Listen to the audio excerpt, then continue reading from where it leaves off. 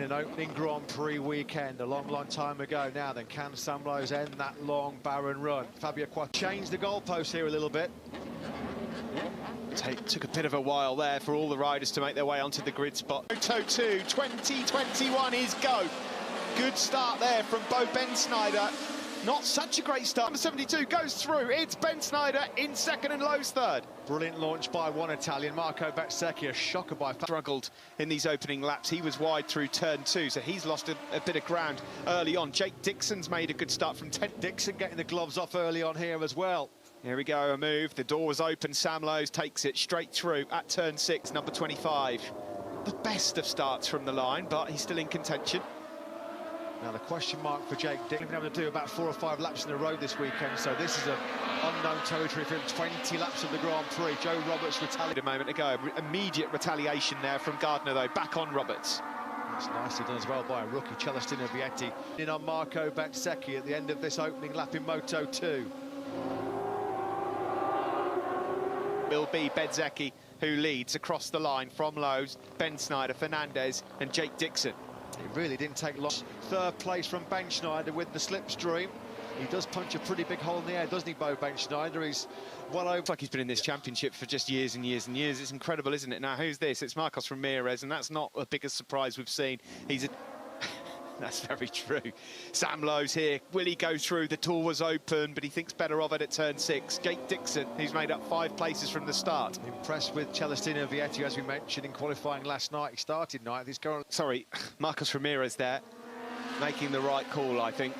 It's going to take these guys a couple of laps just to see any major lap times coming in just yet, as they all settle into this race in Moto2. It is He's up into the top 6 again, so it's been a really strong recovery from the Italian there on the 21 bike, just tucked in behind. Honor Fausto Grazzini's memory bike, continuing MotoGP next year. Will it be on an Aprilia or a Suzuki? Across the line. Leads as well. Yeah, the slipstream has helped Sam Lowes there behind Marco Bezzecchi. The headwind blowing right in the face of Bezzecchi. And into Sam Lowes, just where he wanted to be early on here in Qatar. He's hit the front of the pole man. After taking a few knocks, KTM Ayo colours. Yeah, the quickest man of the top 5 was the rookie Ralph Fernandez, a 59.89. An excellent effort, isn't it? Really, really is. Cameron Beaubier, by the way, if you're wondering, on his bike lengths between him as they sweep through turn 9 for the 3rd time of asking. That was a lovely, lovely move from Remy Gardner on Fabio. Was putting in 58s for fun, wasn't he? If he can do that here, it will be bye-bye Sam. He did his best time of the test. He's just eased up the inside of Marco Bezzecchi in the braking zone for the first corner. Straight away, Lowes has decided to... Second place, Bezzecchi seems to be having more trouble containing Ralph Fernandez at the moment, the number 25 rookie. Bezzecchi, look at this, the rookie up the inside, fantastic move. Perfectly executed move, set it up in the slipstream, and then just he started to put the hammer down. He got down to a 59.895. That was almost 0.6 of a second quicker than Bezzecchi. Now chases down Marco Bezzecchi. Bezzecchi maybe just struggling a bit on this lap. Two have got history. They challenged each other in Moto3. They challenged each other in the Red Bull Rookies Cup as well. Sam Lowes then it is that lead. Nice, oh, it's going well wide there. Oh, you've got to be careful really now. Deep. He's right out on that dirty, dusty part of the circuit. Remy Gardner, you can see the Sam brake. Thankfully, on that dirty, wide line, he was able to keep it sunny side up. Just the tiniest of errors. Number 21. Yeah, that might have just prolonged the agony for Marco Bezzecchi, because Gardner will quickly regroup here. Bezzecchi he's nearly in Bahrain at the Formula 1 race. Across the line we go then to complete the 4th lap. And another PB lap from the Brit, 1:59.747. To be fair to Fernandez, he was only a couple of tenths slow, comfortably keeping Marco Bezzecchi at arm's length behind him as well. Further back there, good job from Somkiat Chantra. Nice ring 1 last August, so yeah, he was due a decent ride. Remy Gardner's getting a bit desperate here, isn't he? On the gas coming out of turn 6. He's always a bit lively on the rear tyre. Yeah, he's always a spectacular watch. British fans will be pleased to see Jake Dixon in there as well, although it's the latter stages of this race. I think those are really going to hurt Dixon with Bezzecchi. Yeah, Jake Dixon did not do the testing kilometres anything like those around him. Like we said, I mean, the doctors, when he went with the knife, I mean, that wrist was completely smashed to smithereens in that Valencia crash, 50%. It really did, didn't it?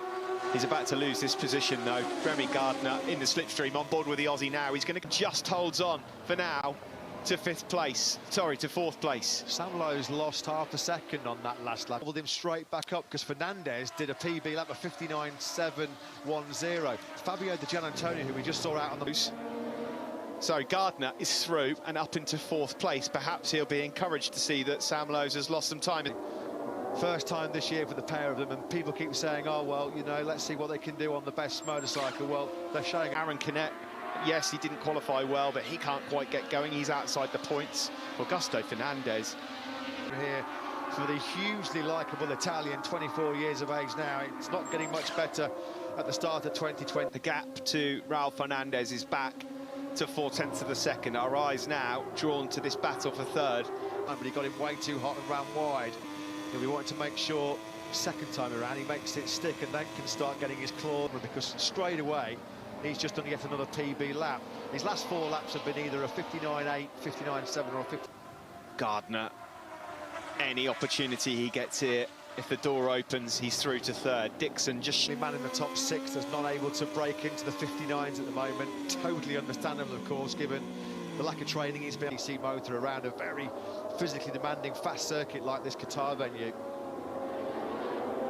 A move from Ayo, and he is holding his own. Gardner's just got to be patient here and bide his time. You can clearly see he's much quicker. All offline here, so you've got to make sure that your moves are inch perfect. Yeah, and also you can lose so much time. Yeah, overtake, and you do run wide, then it means you've got to try and recover the time. That means you're going to have to stress the tyres that little bit more. Now into the slipstream. But Bezzecchi at least knows he's there, that's for sure. But again, on the start-finish straight, as he got close to Bezzecchi, and that just cost him that little bit of drive. Oh, it gets even worse for Lorenzo Baldassarri. He was running, see him walk away if he does cut a somewhat dejected figure in the desert. Here comes Gardner up the inside. You can see how much Bezzecchi was having to work to keep Gardner behind him. On that last lap, Bezzecchi did his fastest lap of the race. For Marco Bezzecchi, he might be a bit concerned here that the Italian at the moment is out of the podium places. Further back, Dixon in trouble. A really long championship. If he hasn't got the pace of the 3 men ahead of him, just try and make sure the next goal is to bring it home. Still a lot of race left here. We're on lap 8. There are 13 to go. On board here with Jake Dixon. Now on board with the Californian Joe Roberts on the Italtrans Calex. Speaking, in fact, he's at the moment right on the fringe of the point-scoring place. On the last lap, he took Canet and Dalla Porta up to 6th. So Roberts then is up now into 5th place. Yeah, that little bit of lack of race experience on the Calex, up into 8th spot. Celestino Vietti just fading here in his rookie race, and look at this, Remy. Time in this Grand Prix, Sam Lowe's has stretched his lead to a second. Yeah, Gardner has to do this. If he's got aspirations of winning his first, to open up quite a significant advantage. Yeah, and it was a block pass as well, Matt, which he had to pull off, which again will lose him a couple. He's gone through on Jake Dixon. So with 12 laps to go, Sam Lowe's with a 1.3. Apart from when the lights went out, the start was a bit rocky. This is the crash for Lorenzo Baldassarri. Fortunately, has gone backwards and he's in the gravel trap. Yeah, team boss there in the middle, Milena Kerner. Out of this Grand Prix, a big high side for him in qualifying last night. Fractured his left wrist. He's out until Porto as well, Steve, because Sam Lowe's, it's hammer down, big start. Fastest lap of the Grand Prix has just been set by the British rider. 15, keep that buffer at 1.3 seconds. You're right about that battle further back. Tom Luthi as well has made a couple of places up. The experienced Swiss rider, he's into 11th. You talked about some already of the likes of Xavi Vierge, who's down in 14th place. Petronas Sprinter Racing were expecting him to take a getting himself in the point scoring place. He's not going to cut it for the Malaysian team at all. No, you're absolutely right. There'll be a few. Antonio goes through and sits up Joe Roberts in the latter stages of races in Moto2 last year. Few riders. Luca Marini winning the Grand Prix. Led for so long, 3/4 distance, and his front tyre just dropped off a cliff, didn't it? It did. Definitely has crashed out for the Flexbox HP40 team. Hopefully he's okay. Jake Dixon, since being the gap at the front, 1.4 between Lowe's and Gardner. Yeah, and there are 2 standout men at the moment out on circuit. 59.7 from Lowe's, followed by a 59.8 from Gardner, so the advantage just gets eked Andes, who at the moment is comfortably on course for a very, very impressive debut podium in Moto2. Now Bezzecchi behind him may well just be thinking, the rookie, his tyres might desert him towards the end of this race. A couple of those are struggling in this race, but Raul Fernandez, I mean, whatever happens here, this is an outstanding, he's keeping and beating. These are guys that are destined for MotoGP soon. I mean, he's going to be one of them himself. He prayed for NTS in the last couple of days with Barry Baltas out injured as well and not set to return for at least a few. We'll expect to see the 16-year-old Belgian back in action. Sam Lowe's, then there's clear daylight here under the night sky, closed at 1.3 seconds, and Fernandez and the Gian Antonio as well. They've got themselves back into those 59. Yeah, Remy Gardner will face a bit of a conundrum in the latter stages of the race if this gap stays around a second. To have a 25-point head start.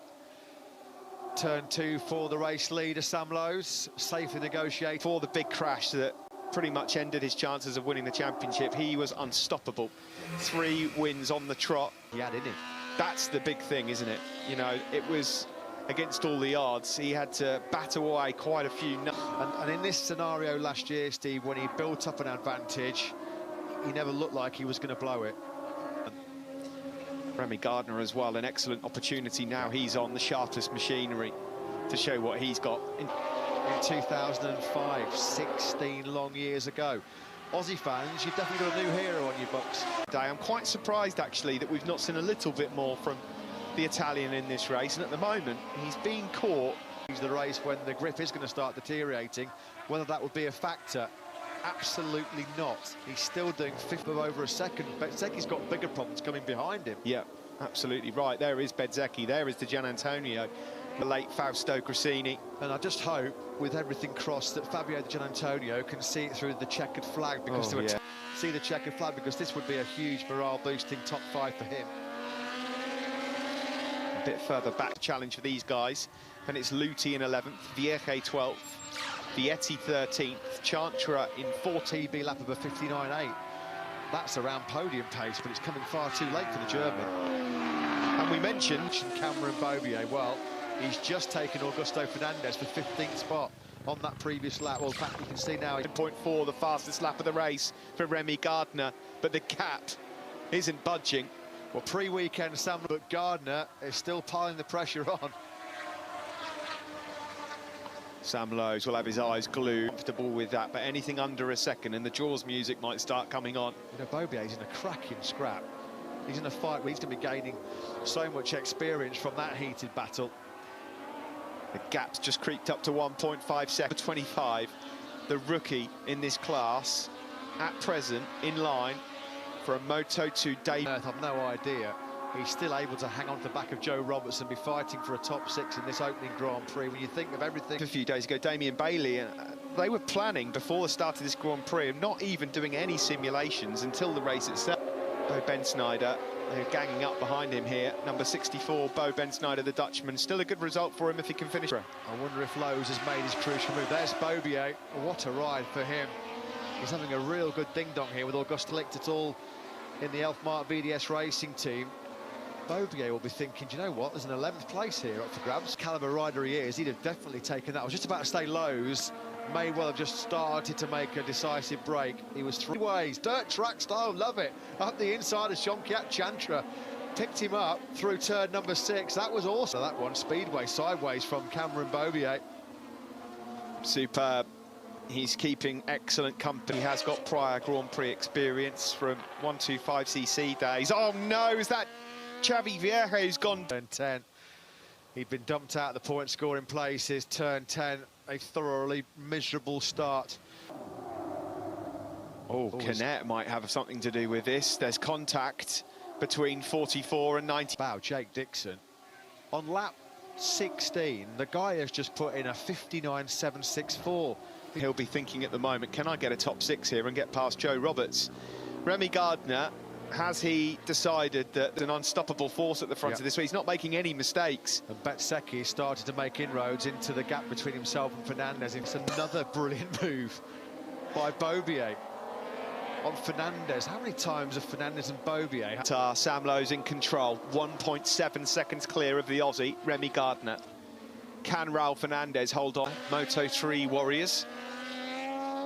Just behind them, of course, another one in the shape of Ayo. There's not too many people in the Moto2 field that have that kind of speed at the moment. Shows you the kind of outstanding job that Fernandez a little bit as well. Fernandez has responded on this lap. He's been quick in sectors 2 and 3 to stretch it back up to about 8/10. Della Porta, who's fading in this race now with 4 laps to go. By the way, Cameron Beaubier is closing and about to try far away, but brilliant.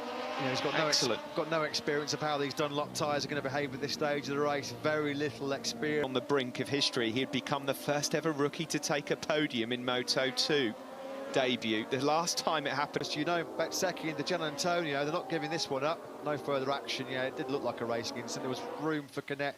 Antonio there, number 21, red and white bike, Federal Grassini, can't just sniff a 4th place. He might just be on podium place.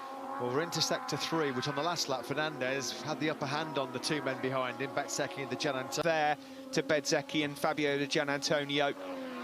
There's so many positives to take from this opening Grand Prix for number 72, Bezzecchi. Bezzecchi's picking up some pretty decent slipstream here as well. There's going to be a headwind bashing into the front of Ralph. Nicely done from Marco Bezzecchi. He goes through on Raul Fernandez then. He's just being given the info. Qatar, Raul Fernandez. Out front, Sam Lowe's cruising at the moment, 2 seconds behind you for 17 and a bit laps in a Moto2 Grand Prix. You've done an absolutely phenomenal job. And that's well, you're about to see what sort of a rookie he is, aren't you? Because is he the wise one that sits there, learns a bit and tries? He's Remy Gardner. Sam Lowe's still 59.752 on an 18-lap-old tyre. 2 corners ago, so unfortunately Raul Fernandez drops down a place. They like it in Grassini, that keeps him in the hunt for a podium. And team boss Fausto Grassini, he'll be proud watching down on his man at the moment. He's got to try and hunt down Bezzecchi. With 2 laps to go, despite the gap having just come down slightly, in control still is the Elf Mark V. Looked pretty comfortable once he hit the front after a couple of laps. Would it have been a different story had Remy Gardner perhaps not had? He'll be looking to exact revenge next weekend when we come back for round 2 here in Qatar. He's using a bit of nous here and a bit of experience because he's got himself back into 59 as well, just when he needed it, just when the lights of this one as well. So the checkered flag will be made ready in a lap and a half. Last lap, half a second slower than the Gianantonio. I'm not too sure that Joe Roberts is going to have anything for him, though. That was Ayo. Well, track limits warning late on for Sam Lowe, so he's got to be pretty precise over the... So, well, that'll be flashing up on his dashboard, so he'll be well aware of it. This one's his house down at Grassini Racing. So then we begin the final lap of the race in Moto2. Sam Lowe's track limits warning and De Gianantonio. Advantage Bezzecchi through that tight first corner. De Gianantonio's at 6. That's where De Gianantonio's going to try and get really good rhythm here through turns 4 and 5. Speed through 5. Not quite close enough, is he? On board with Bezzecchi in the final sector. He was that close, he could have almost reached out and grabbed those famous locks flowing out the back of Bezzecchi's helmet. This is coming somewhere. Well, that's at turn 9, and Bezzecchi defended quite brilliantly. There was no way. Brave, brilliant, great move from Fabio de Gianantonio. He takes 3rd spot from Bezzecchi, but can he hold on to it? Antonio, and a very, very emotional podium here in Moto2. Sam Lowe surely has it covered. He runs a tight defensive line. Is your winner. Sam Lowe wins here in Qatar. A fantastic effort from him with Gardner in 2nd. What about the battle for 3rd spot for him? The Grassini team. Incredible what scenes. A moment. Oh, what incredibly emotional scenes said. But those 2 men were in a different league tonight. Sam Lowe's in particular. What a way to kick off 2021. He's your first winner in Moto2. The perfect tribute to his late team boss Fausto Grassini. Fantastic work. That was a class ride by Sam Lowe's. Let's not forget, the last thing he was doing going into that Grand Prix was picking gravel on the top step of the podium, and he is the first British rider to win the opening Grand Prix in Venezuela. And it's Sam's 7th win. Yeah, well, there you go. That's a good omen, isn't it, for Sam Lowe?